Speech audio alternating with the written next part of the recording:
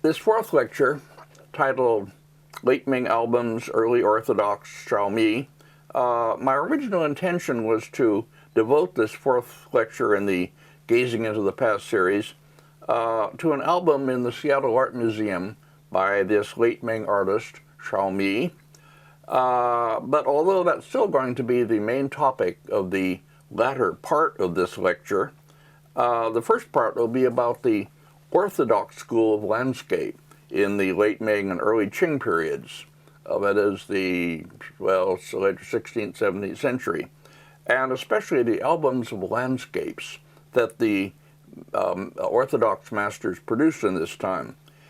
In the previous lectures on Wang and in numbers of earlier lectures, I kept referring to the Orthodox school landscape and the Orthodox painters in the Ming-Qing period without really stopping to show their works or discuss them in any real depth.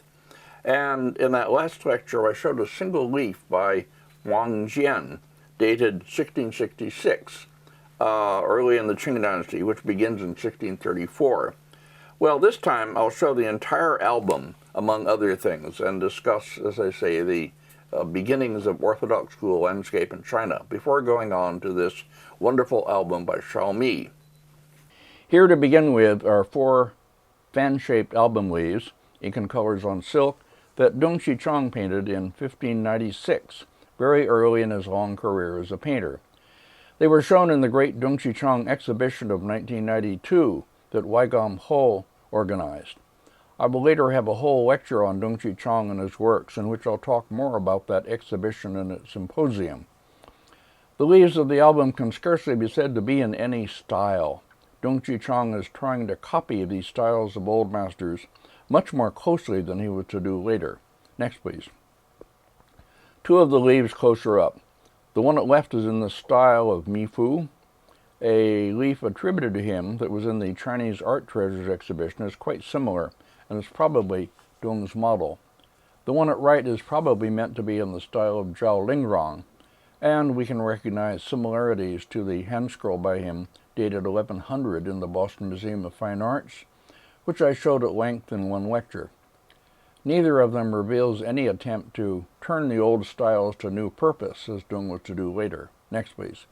This comparison, a detail at right from a painting Dong Qichang did in 1620, beside a section of a scroll that Dong believed to be by Wang Wei, appears on page 52 of my compelling image book as part of an effort that I make there, and also in my chapter on Dong Qichang in the Distant Mountains book, to define and elucidate just how Dong's practice of Fang, or creative imitation, really worked.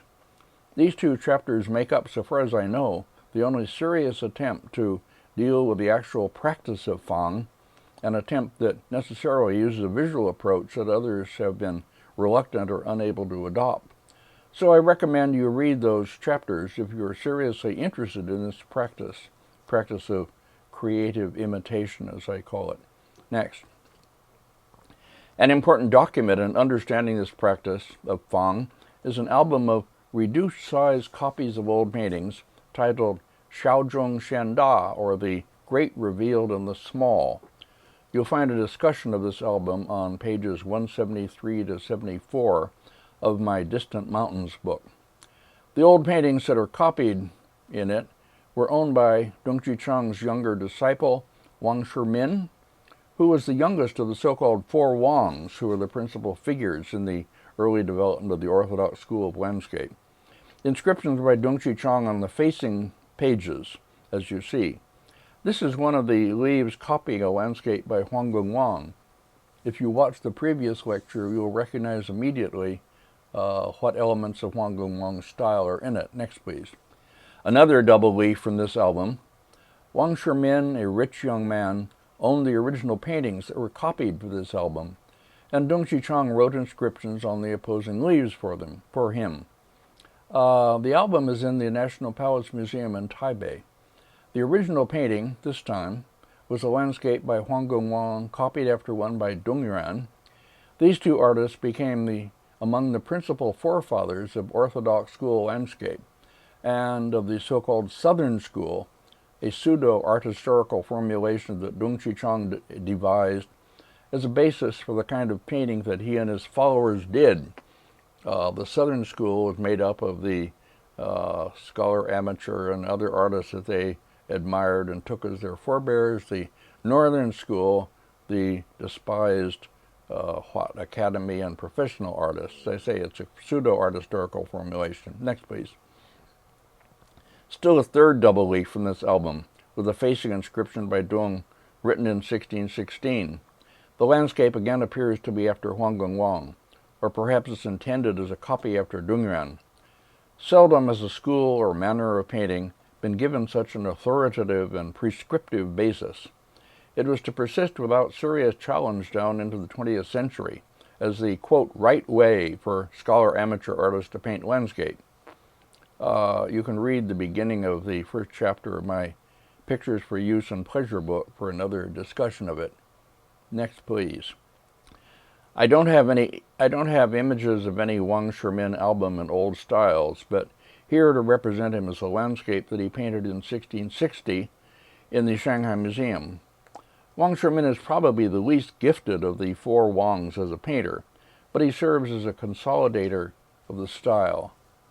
His hanging scroll landscapes are often like this one, crowded with detail, as if he suffered from the misguided belief that in composing a picture, more is better. It's obviously still in the manner of Huang Wang. Next, please.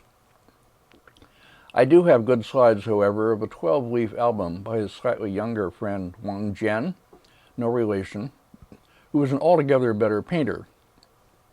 I should point out that the draft chapter on early Orthodox school painting for the projected fourth book in my series, which was to be on early Qing painting and was never completed and published, should be on my website, and it soon will be.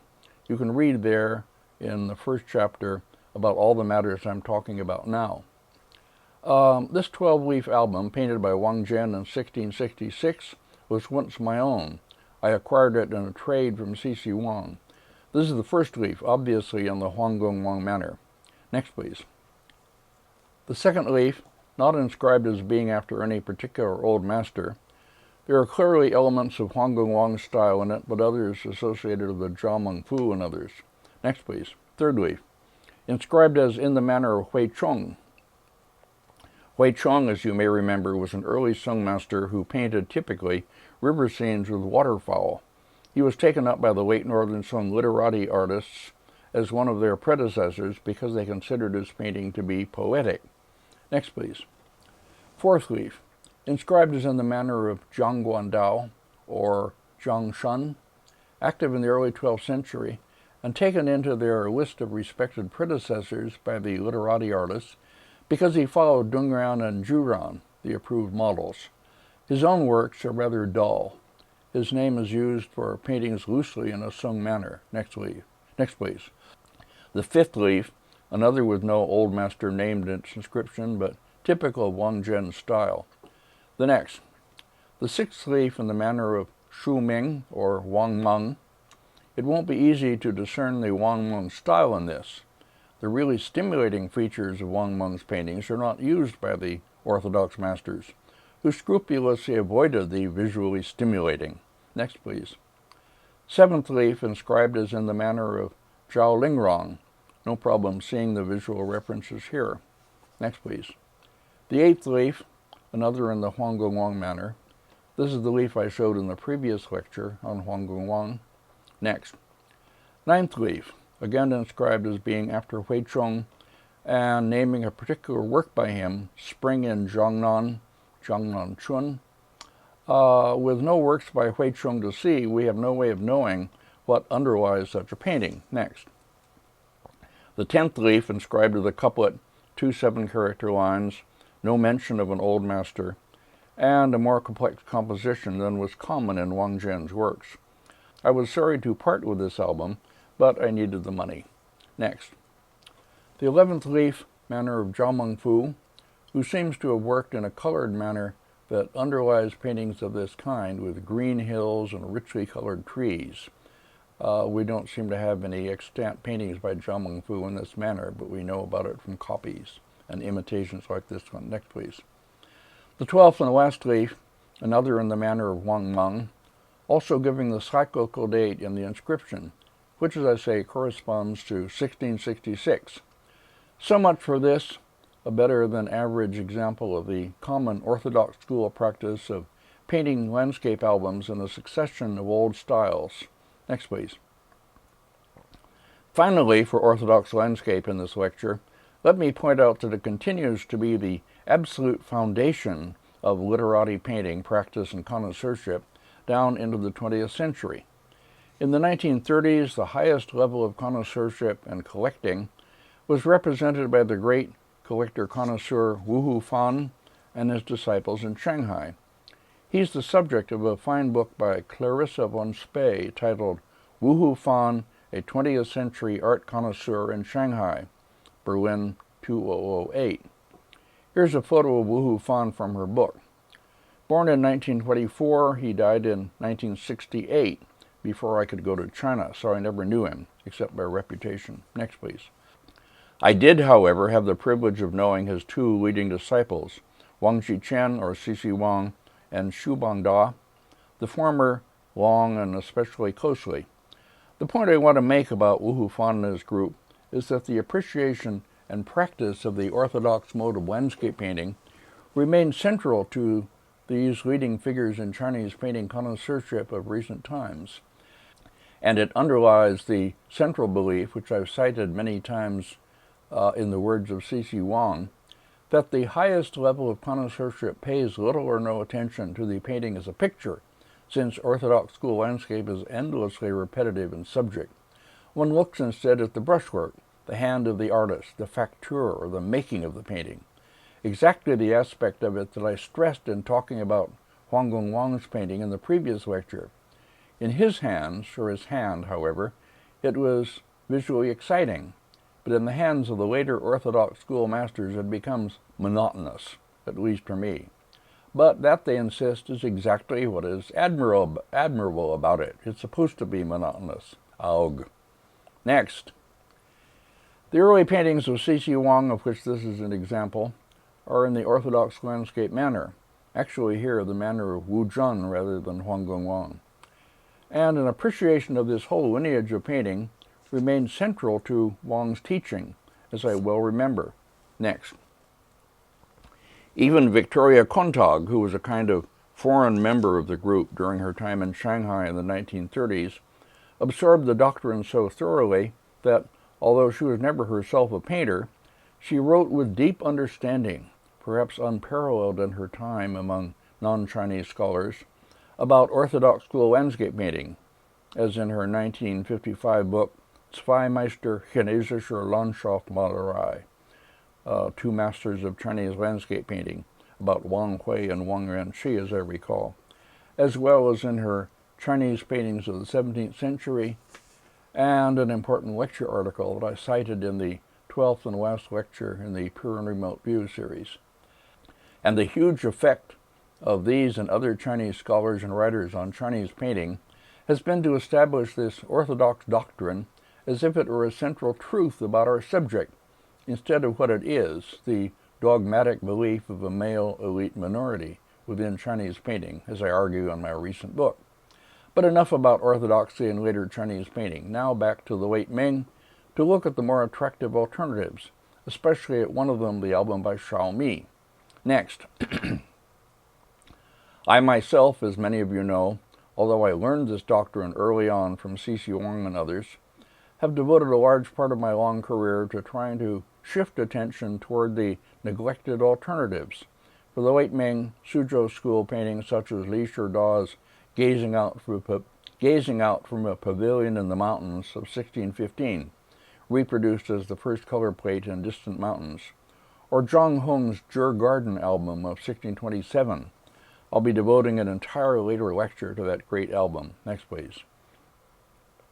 And I'll have another lecture on Chinese paintings of gardens, showing some from the late Ming, such as this album of scenes from the Jiao Garden, the garden of Wang Shimin, painted by the Sungjiang master Shen Zhicheng. All this is for the future. Next. Another interesting album type produced in this period, and one discussed at length in my Lyric Journey book, is the album of leaves illustrating lines of poetry, usually from old poems well known to viewers of the time. An artist who specialized in these and produced several fine examples is Shengmao Ye, or Shengmao Hua. This is a leaf from his excellent album in the, there's two leaves that is, excellent album in the Asian Art Museum, San Francisco. Two leaves from it are reproduced on page 124 of the Lyric Journey and are discussed in the text there. Next, please. These same two leaves are reproduced in color in the Chinese edition of The Distant Mountains, which contains a lot more color than the original English language version did. The couplet on this leaf can be translated, "The water is cold, and stones are seen deep down. The pines are dusky, and wind sounds in the quiet." But all that belongs to a different lecture, which I may put together sometime in the future. For now, and for the remainder of this lecture, on to Shao Mi's album. Next. So, if I'm going to talk about Shao Mi's albums, what are these two photos doing on screen? The answer, of course, is that, as usual in my late life lectures, I can scarcely talk about any important painting without stopping to relate my personal involvement with it. The photo at left is of Avery Brundage, the donor of the collection that formed the basis of the Asian Art Museum of San Francisco. For my feelings about him, go to my website, pull down the Responses and Reminiscences series, and read number 54, called Two Famous Collector Donors I Didn't Like. Avery Brundage, whom I knew too well, was one of them, and Arthur M. Sackler, Jr., whom I knew less well, was the other. The photo at right is of Yvon d'Argençay, for many years the curator of Brundage's collection, and Brundage's favorite scholar, whom he referred to as, quote, "the son I never had," although in fact he did have a real son, unacknowledged, living not far from San Francisco, with his mother, who was Brundage's mistress. All another story. I'll have a lecture in a separate series titled something like Good Guys and Bad Guys, about people who have played those roles in my life. Yvon d'Argençay will be featured prominently there as one of the very few bad guys, and I'll explain in detail why he is there. Next, please. I had known the Shao Mi album from the time it was owned by the dealer and my good friend Jean-Pierre Dubosc, and had included leaves from it in the Restless Landscape exhibition of late Ming painting that I organized with my famous seminar of 8 young women scholars. So I was very familiar with the album, and was eager to see it come to the Asian Art Museum. After the Brundage Symposium of 1966, some money was left over from the sum raised for the symposium, and a committee was formed with both Yvon d'Argençay and myself on it to decide how to spend it. I strongly advised and argued that we should purchase this album, still owned by Dubosc, for the Asian Art Museum. But Yvon, who always as a matter of principle opposed whatever I proposed, blocked the purchase, making his favorite argument about condition, his lack of any art historical training and any eye for quality, made that an imperative for him, the only kind of argument he could make, really. He said that the leaves were badly mounted, they had a lot of repainting and so on. None of this was true, but it effectively killed off the purchase. The album was purchased instead shortly afterward by Henry Trubner for the Seattle Art Museum, where it's been ever since. Last year, Josh Yu, a young curator there, who began his career as a Chinese art specialist when he sat in on a course that I gave at the University of Chicago, Josh Yu asked me to write an essay on this album and its leaves for a new catalog he was preparing on their Chinese painting holdings. I agreed, and the essay I wrote will form the basis for the remainder of this lecture. It's been published online along with the rest of the catalog by Josh Yu. Next, please. But no, still more delay in seeing the album when I talk a bit about the artist. On screen now is a brief note on the artist's life that appears on an additional leaf in the Seattle album. The best biography of Shao Mi in English, perhaps in any language, is the one written by Ellen Lang for the Dictionary of Ming Biography. His birth and death dates are unknown, but his period of activity, as judged from extant dated works, is from the 1620s to the 1640s, and he probably died around 1660. Born into a gentry family, his father was a physician. He was a learned and cultivated man, but ill health from childhood precluded any attempt at an official career. He must have had some steady income, perhaps some inherited property, and he appears to have lived comfortably enough, collecting paintings and antiquities. A colleague describes him as being, quote, as thin as a yellow crane and as free as a seagull. He was seriously afflicted from middle age with a lung disease and read widely in medical books in search of a cure, but without success. His situation in late Ming painting history was ambivalent. On one hand, he was a native of Suzhou and an heir to its great tradition of painting, and one who admired and imitated Tang Yin and Wang Jian. On the other hand, he was a literatus with close ties to the rival movement in Suzhou, led by Dong Qichang and his followers. A selection of Shao Mi's works could be made to illustrate either tendency. Next, please. An undated but presumably early album by Shao Mi in the National Palace Museum in Taipei includes leaves in the manners of his Suzhou forebears, such as Tang Yin. 2 leaves seen here, copied from the Chinese edition of my Distant Mountains book. Others of the works for which I have no images, including an album of landscapes he painted in 1634, which contains an admiring colophon by Dong Qichang, and a hand scroll from 1640, imitate Dong Qichang and other Suzhou artists so closely that they might be taken for works by one of that group. These latter, Shao Mi's attempts to join the new movement in Suzhou and paint like a proto-Orthodox artist, are for me his least interesting works, except that they illustrate this wrong direction that he might have taken. Instead, he became, for the most part, an independent master, as seen in the Seattle album that we're about to look at long last. Next, please. An inscription written by Shao Mi himself on a leaf in the album that follows the paintings can be translated as follows, quote, to take the old masters as your teachers is certainly good, but in order to make further progress, it is necessary to take heaven and earth as teachers.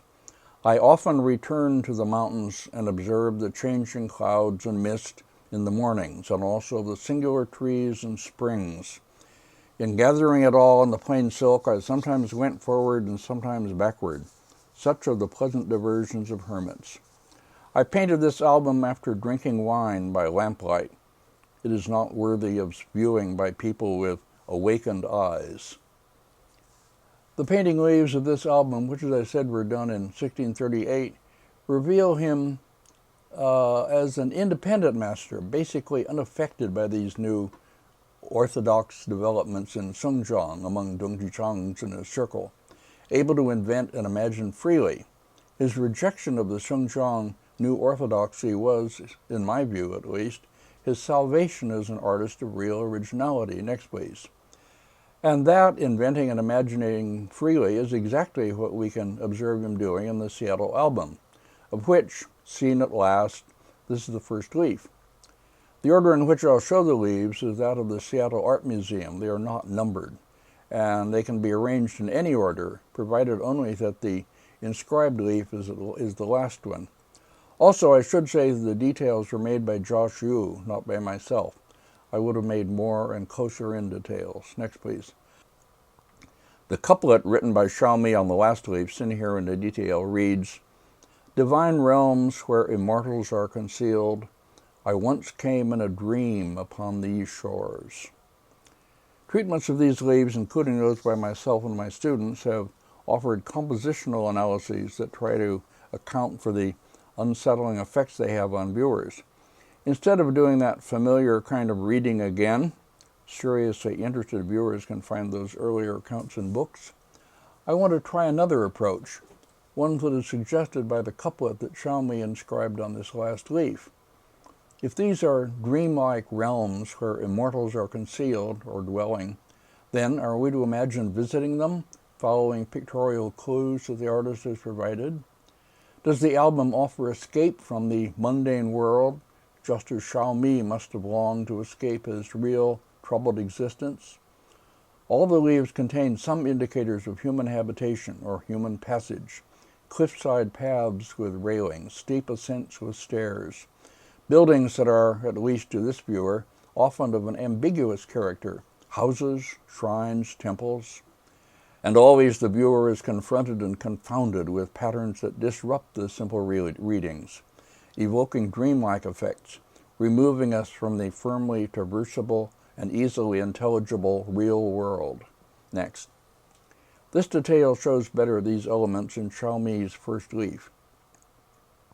As you will remember from my earlier lectures, an important component in the construction of traditional landscape paintings in China, and one that guided the viewer's visual readings of them, was the inclusion in the picture of indications of human passage, paths with steps and railings, viewing pavilions where one was to imagine stopping to rest, buildings that could be read as starting points or destinations.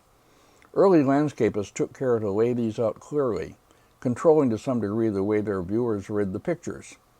In early monumental landscapes, for instance, as you remember, secular dwellings or villages at the bottom were connected by a path, a road, steps, to a temple seen above, setting a theme of spiritual ascent, with the inaccessible peak still further up. Nothing so simple and complete is seen in Shao Mi's first leaf.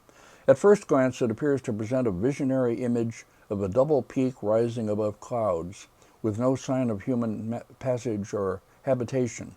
In fact, it's only on close examination that one finds such indicators, and they are so slight, so ambiguous, that Shao Mi's intent still remains unclear. Ascending the right edge of the smaller peak at left is a streak of unpainted paper, more or less even in width. From similar passages in other leaves, and from a few horizontal strokes of ink quickly brushed across it, we know that it's intended as a path or as steps cut into the rock. Anyone who has ascended the Tiandu Feng, or Heavenly Citadel Peak at Huangshan, is familiar with such a long ascent by rock-cut steps. Next, please. I have no good image of that, but here is one of a lower peak, showing the stone steps ascending it. Next. And here is a photo made from near the top of the Tiandu Feng, showing people ascending the stone steps, or resting on a ledge before continuing. Next.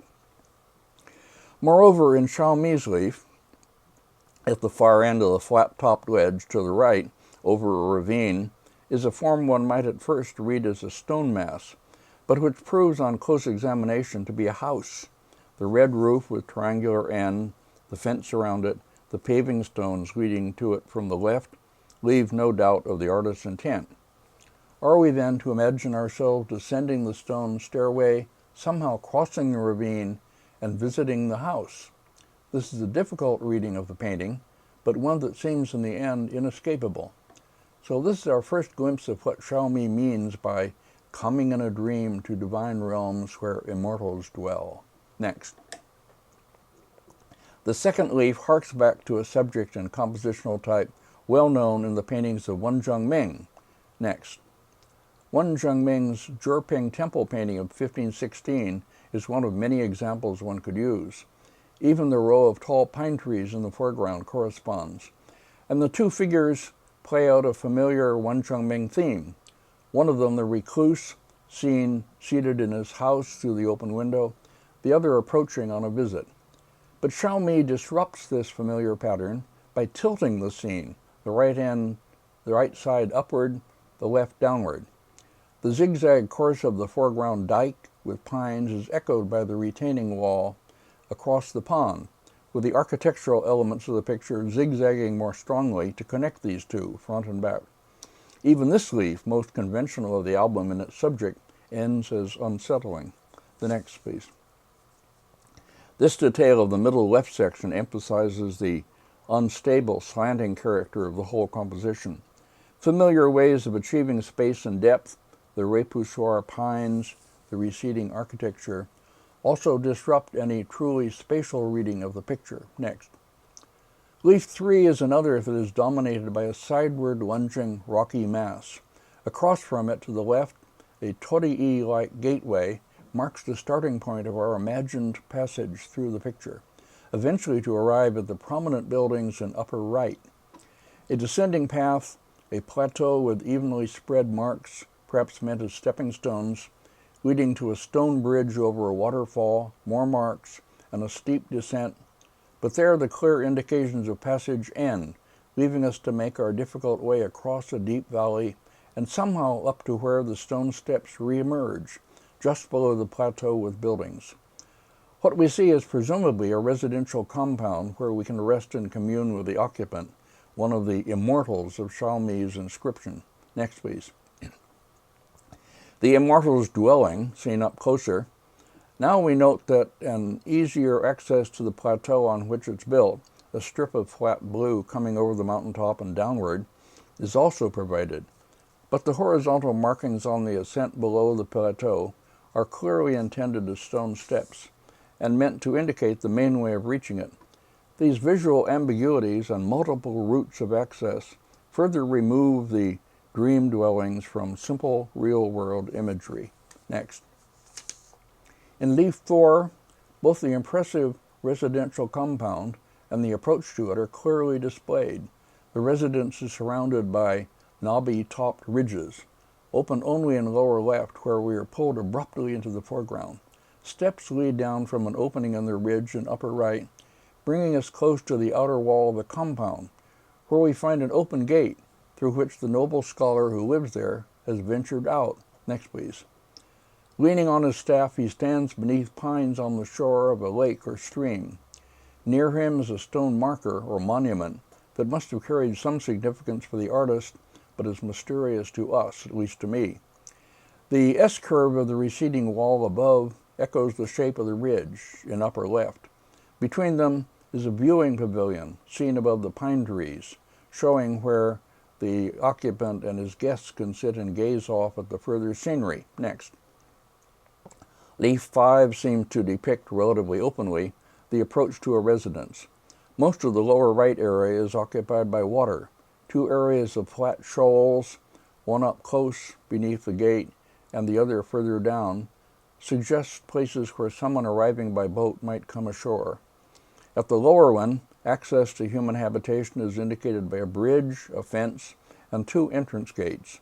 A path appears above, but with no clear indication of where it leads. A gap between boulders further up is filled with an unbroken wall. Next. The place where one presumably disembarks to approach the wall and gate. Why are there two entrance gates, one a short way above the other? More mystery. Other possible places of disembarkation, with streaks that may be meant as roads, appear at the left. Next.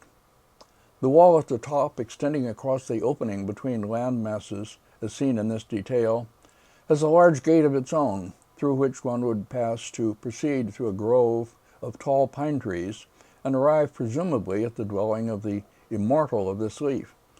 Actually, two potential approaches to the gate are shown, but they cross, forming an X, with one of them disappearing off the left edge. Ambiguity compounded with ambiguity. Do these immortals really want to be visited? Next, please. The sixth leaf is reminiscent of the first, but here the dynamism is played down as the leaf is dominated by a symmetrically disposed, frontally viewed, flat-topped monolith. A path leads in from lower left to ascend the cliff to a place that is reachable also by a long flight of stone steps coming down from a cleft above. Next. Here we see a detail of this. The path coming up ends ambiguously, not joining the other. But we have to understand that they do join. Throughout the leaves, we are left unsure about what is intentional ambiguity, what is carelessness. These are not to be taken as clear representations, such an academy master would make, in which everything is spelled out. Next, please. From here, a broader path or road with a protective railing carries the eye laterally across the main cliff face. It passes behind another square top form to arrive at a plateau on which two buildings represent our destination, a shrine, a residence. But how could anyone live in such a place? We can only read the whole crypto-narrative structure as evoking once more a difficult passage through the divine realms of the artist's imagination. And even these are ambiguous. Is the cleft leading upward from near the buildings to another gap above meant as stone steps? There are no horizontal markings to show that it is. Shao Mi wants these passages to be as unclear in the painting as they must have been in his mind. His hand and brush stop short of elucidating them. Next. Leaf 7 offers less grandeur and less insistent traversals of the scene. Near the lower right corner, above a clearing and leafy trees, a man is seen in a house. Another path close to the right margin leads upward to a few houses. No clearly marked road carries the eye across the center of the composition. Next, please. But a road emerges left of the vertical mass to lead around the cliff to where a solitary figure, seen below tall pine trees, walks down the road, away from a gate seen high above. He may be coming to visit his friend, the man in the house. Beyond is one of the few distant views that these leaves provide. The next, please. In the scene presented by Leaf 8, we are again outside a residence, close to the wall made up of flat stones of irregular shape. The roof gate at left seems to invite us in. Red leaves on one of the two large leafy trees outside the gate set the season as autumn. Next. But our attention is drawn instead to a striking form in lower right, a flat-topped rectangular mass of stone, I think it's stone, set on a slightly larger base. Is this the marker of a tomb or a burial?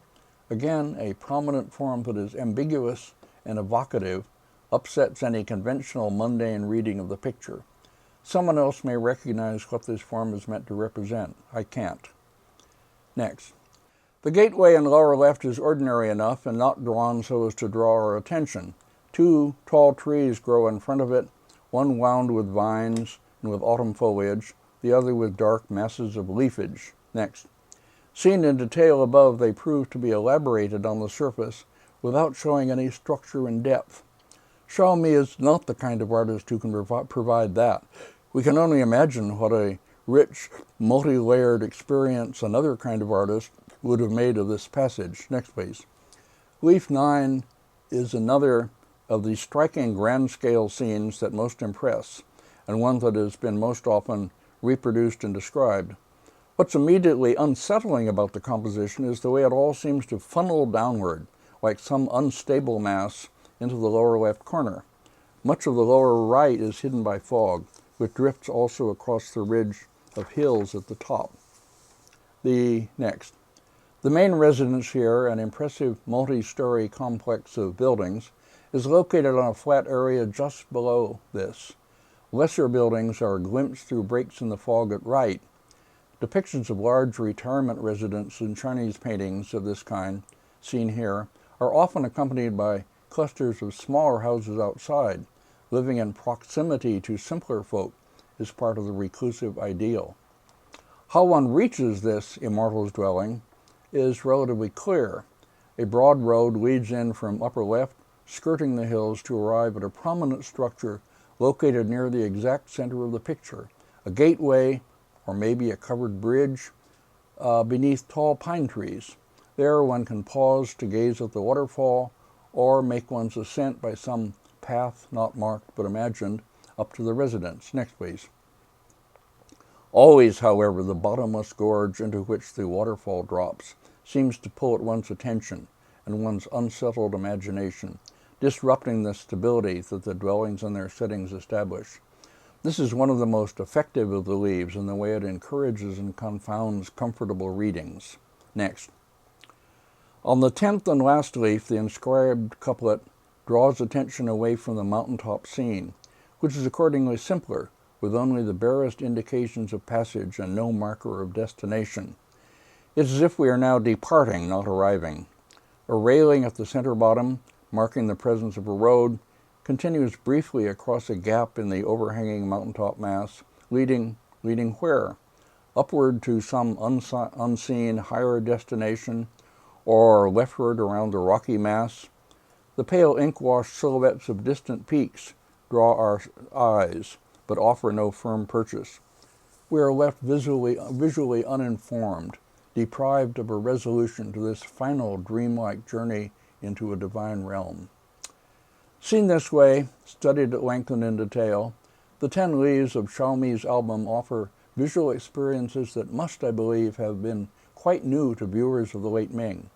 How their strange programs fit with Shao Mi's temperament as we know it from written records, whether any of his other extant works offer similar visionary and unsettling programs, I leave for future researchers to investigate. My own years-long engagement with this remarkable album comes here to a close, as does this lecture.